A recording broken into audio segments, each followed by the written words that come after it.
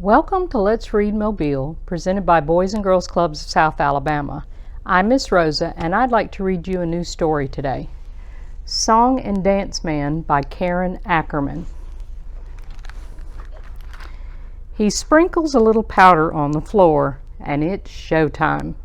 We sit on one of Grandma's woolen blankets, clap our hands, and call out, "Yay, Grandpa!"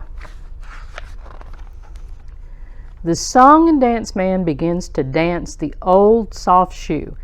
His feet move slowly at first, while his tap shoes make soft, slippery sounds like rain on a tin roof.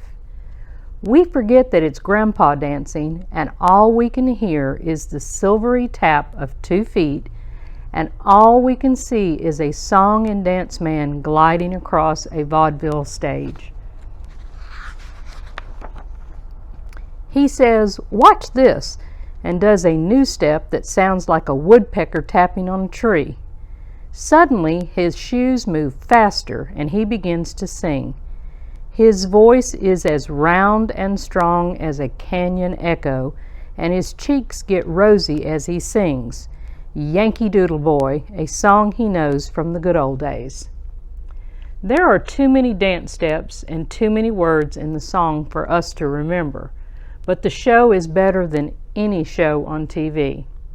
The Song and Dance Man stops and leans forward with a wink. "What's that in your ear?" he asks, and he pulls a silver dollar out of somebody's hair. He rolls his bowler hat down his arm, catches it in his hand, and flips it back up onto his head. "Know how to make an elephant float?" he asks. 1 scoop of ice cream, 2 squirts of soda, and 3 scoops of elephant. We've heard that joke before, but the Song and Dance Man slaps his knee and laughs until his eyes water. He tries to wipe them with a red hanky from his vest pocket, but the hanky just gets longer and longer as he pulls it out. He looks so surprised that we started laughing too, and it feels like the whole attic is shaking. Sometimes we laugh so hard the hiccups start, and Grandpa stops to bring us a glass of water from the bathroom. "Drink slow and hold your breath," he says, "or I'll have to scare you." Once our hiccups are gone, he gets a gold-tipped cane and a black silk top hat from the trunk. He lowers his eyes and tips the hat, and he's standing very still. All the lights are turned low except one that shines on his polished tap shoes. It's the grand finale, so the Song and Dance Man takes a deep breath. He lifts the cane and holds it in both hands. Slowly, he starts to tap.